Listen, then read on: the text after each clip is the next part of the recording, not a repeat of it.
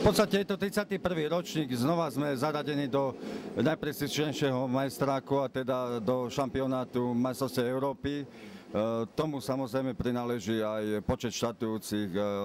Samozrejme uvedomujeme si, že nie každý môže byť nadšený tým, že pretek tu je. Sme si vedomi, že Dobšinčania svojím spôsobom sú obmedzovaní, ale ja si myslím, že je to len nepatrná časť obyvateľstva. Väčšinou teda to majoritné obyvateľstvo to vníma, že je to profit pre mesto a pre samotný región. Tak patríme medzi jedných z najrýchlejších tratí vôbec v Európe a tomu podriadujeme aj prípravu a samozrejme tá je zameraná pre bezpečnosť divákov, bezpečnosť jazdcov a takisto traťových maršálov. Máme zakúpené betónové panely, paskujeme trať, lyžiarske oplotky, nové zvodidlá, dvojité.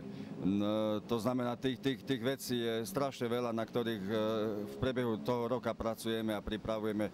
Kdyby jsme my, jezdci nejrychlejších aut Formuli 3000 a prototypu, chtěli mít aspoň přibližnou bezpečnost, jako je na okruzích, tak by se divák nedostal na 50 metrů k trati, všude by se musel jet vlastně koridorem dvojitých až trojitých svodidel a tak dále.